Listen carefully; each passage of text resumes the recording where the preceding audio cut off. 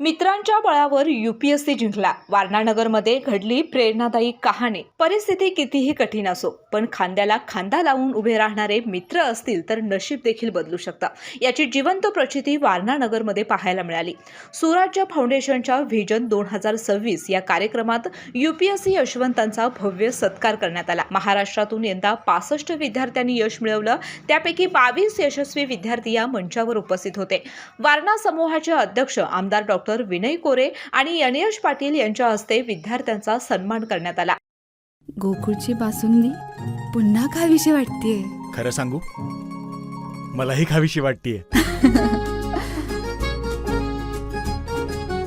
पुन्हा पुन्हा खावीशी वाटणारी गोकुळ बासुंदी. मात्र सर्वांचं लक्ष वेधून घेतलं ते अहिल्यानगरच्या बापूसाहेब रतन गायकवाड यांनी.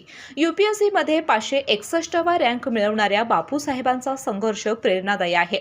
आई धुणीभांडी करते, वडील ट्रक ड्रायव्हर, अत्यंत हलाखीची परिस्थिती, तरी देखील हार न मानता मोलमजुरी करत शिक्षण पूर्ण केलं आणि शेवटच्या प्रयत्नात यूपीएससी जिंकत स्वप्न साकार केलं. मित्र नसते तर मी इथपर्यंत पोहोचलोच नसतो, अशी भावना त्यांनी व्यक्त केली. खरं तर आज एवढं मोठं जे यश मिळालं आहे मला, त्यामागे माझे खूप साऱ्या मित्रांचा हात आहे आणि त्यातले काही मित्र आज इथं हजर आहेत. वारणा संस्थेतर्फे आज कार्यक्रम होता, म्हणून आम्ही अहिल्यानगरवरून खास कोल्हापूरला आलो होतो कार्यक्रमासाठी.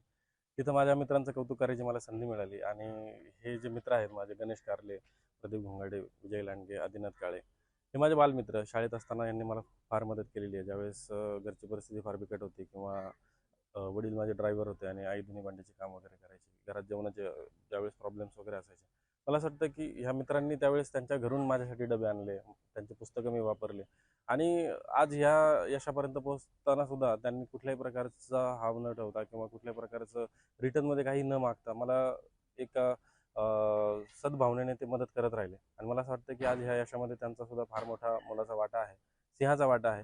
आणि आज एक कृतज्ञता व्यक्त करण्याचा दिवस आहे, तर मला ह्यामार्फत माझ्या बालमित्रांची खरंच कृतज्ञता त्यांना व्यक्त करायची आणि त्यांना थँक्यू बोलायचं. यावेळी आमदार डॉ. विनय कोरे यांनी भारताच्या परराष्ट्र धोरणावर भाष्य करत जागतिक युद्धजन्य परिस्थितीमध्येही भारताने इराण आणि इस्रायल सारख्या देशांशी संतुलन राखलं, हे सक्षम प्रशासनामुळे शक्य झालं असल्याचं सांगितलं. तर यनियश पाटील यांनी संकल्प, सातत्य आणि मेहनत यशाचं खऱ्या अर्थाने सूत्र असल्याचं अधोरेखित केलं.